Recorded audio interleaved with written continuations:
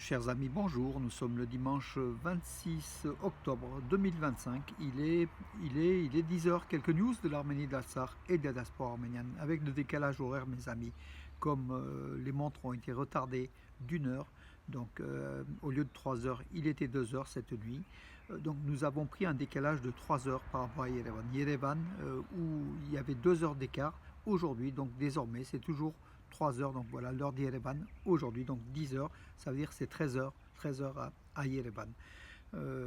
Voilà, donc dommage à ces horaires. En fait, il vaut mieux un décalage plus court de 2 heures par rapport à notre capitale de l'Arménie, en espérant que l'heure d'hiver soit abandonnée rapidement.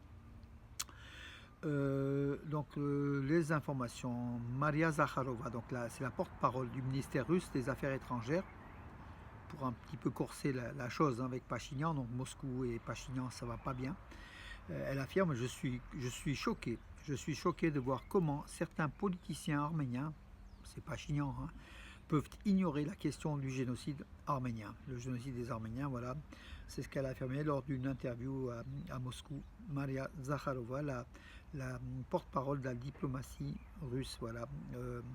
Par rapport, donc écoutez, j'ai tout simplement été choqué de voir comment l'histoire apparemment inviolable, y compris la philosophie inviolable fondée sur l'histoire du génocide arménien, s'est soudainement transformée, telle qu'interprétée par de nombreux dirigeants et hommes d'État arméniens, et en un facteur politique qui, selon eux, pouvait être ignoré. Vous imaginez, voilà, c'est un petit peu l'abandon de la question du génocide comme priorité de l'État arménien, la reconnaissance du génocide des Arméniens.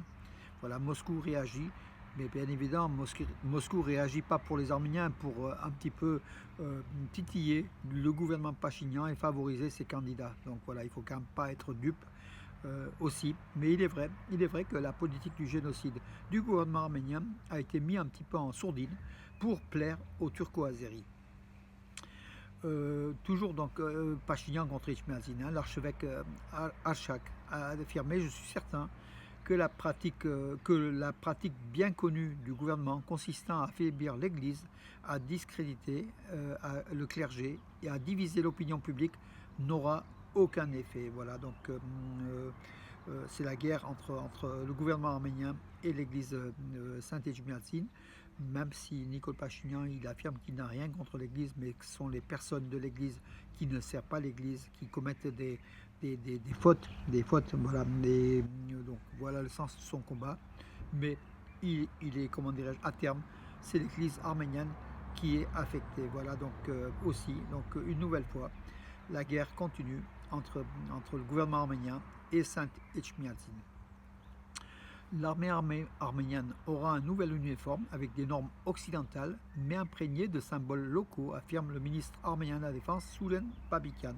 Il était aux États-Unis, hein, à un salon, donc il a commandé un lot important d'uniformes, sans doute américains, hein, donc voilà, du soldat américain, occidentaux en tout cas, pour l'armée arménienne. Et puis il s'est défendu par rapport aux critiques de la baisse du budget militaire de la défense. Il a affirmé qu'en fait, depuis 2018, 1,1 milliard le budget de la défense a augmenté de 1,1 milliard de dollars. Donc voilà, il a donné des chiffres. Hein.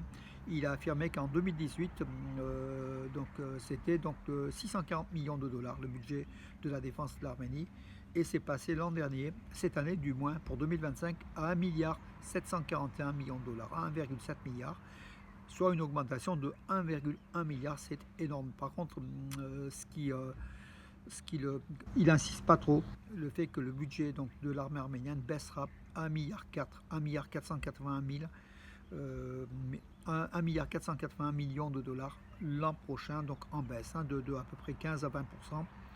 C'est assez important. Voilà. Il veut surtout professionnaliser l'armée arménienne. Il dit qu'en fait, par la baisse de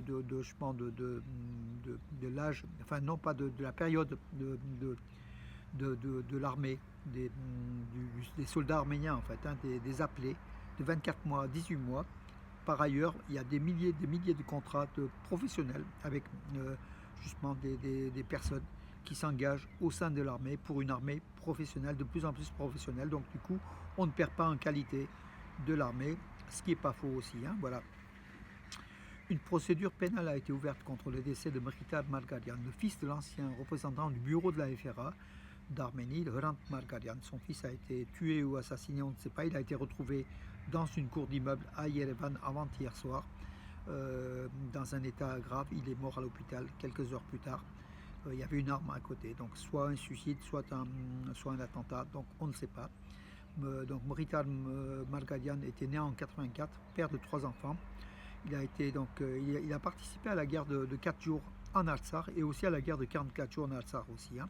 Encore une fois, c'est le fils du dirigeant de la FRA Tashnatsutyun, Hrant Margarian, voilà, qui était connu pour son côté assez sévère, assez dur. Hein. D'ailleurs, il n'était pas très apprécié. En tout cas, il avait été écarté du bureau ces derniers temps.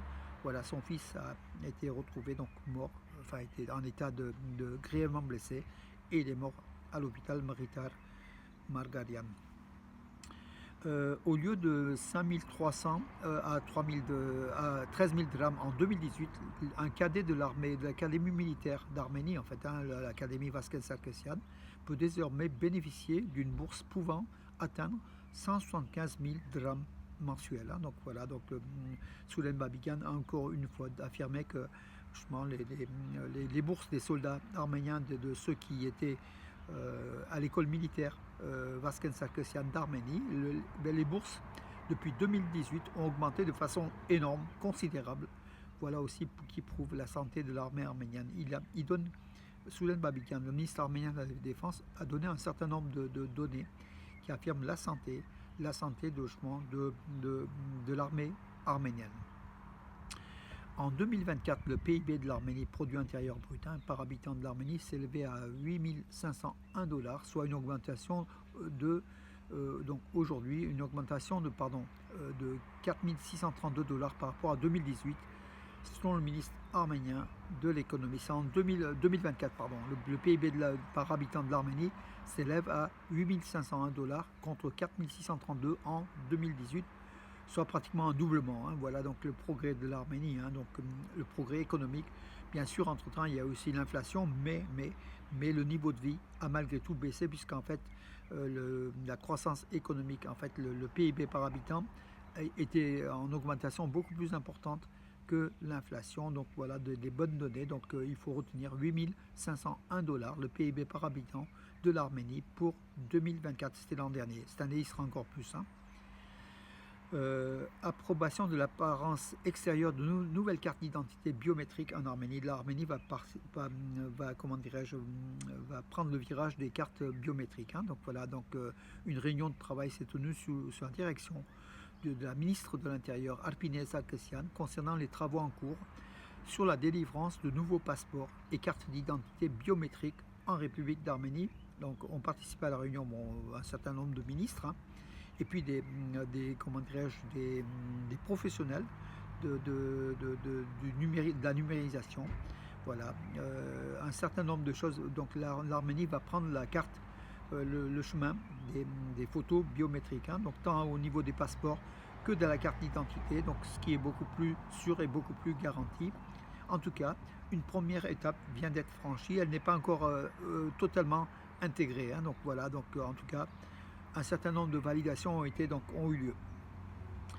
En sport, mes amis, le gymnaste Artur Davtyan, vice-champion olympique de Paris 2024 de saut de cheval, il est devenu vice-champion du monde de saut de cheval à Jakarta en Indonésie. Voilà, médaille d'argent pour l'Arménien qui a eu 14 833 points en finale du saut de cheval. C'était hier. Le premier, c'est le Philippin Carlos Yulo qui a eu 14 886 points, donc il n'est pas loin. Voilà.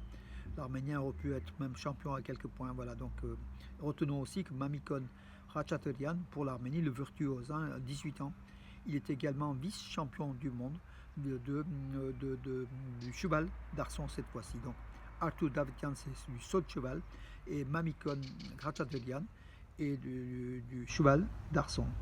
Voilà donc 2 titres de vice-champion du monde en gymnastique pour l'Arménie.